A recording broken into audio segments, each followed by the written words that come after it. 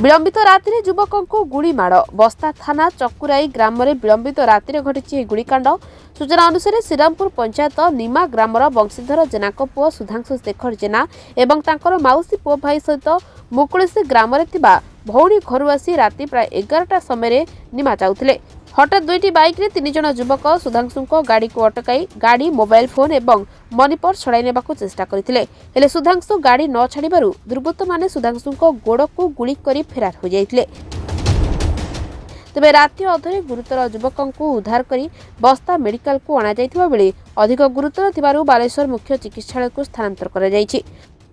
काली भाई मर जाइथिले जो भिणे घर गति भिणे घर आसला समय चकुरी रे से मेडिसिन माने बिलर पड़िया मेडिसिन जाइथिले कथा है रात फेरला समय रात 11 समय 3 जन छिंताई आम अंचल जो चकुरी ठारे धरी गाड़ी छड़ाई चेष्टा करते मोबाइल आ पर्स ना चेष्टा करते भाई जिते न दबारू धक्का दे देवारू सी भाई की गुड़ी कर गुड़र बाजी चकी नष्ट हो जाए। आम आसती बस्ता बस्तार रेफर कले बालेश्वर एवं बालेश्वर सी अच्छा चलती ट्रिटमेंट आम चाहूचे जे आम एरिया छिंताई चलती बर्तमान जेभरी केमती रोका जाई पारियो आ धरिकी माने तुरंत कार्य अनुष्ठान ग्रहण कर जाऊ। से 3 जन थिले तमर गाड़ी आ बाइक नै चन ना बाइक हम देई नथि दस्तावेज दे की बाइक घेन छन मी माला पर बाइक माने बाइक रे बसथिले दस्तावेज गाड़ी पड़े ता उठी की इन की बाइक देई नै ताको चकुरी स्कूल पाखर से बांको स्कूल जे चकुरी स्कूल सेही हेतला 11टा बेले आपण बर्तमान थाना को कोन चाहू केंती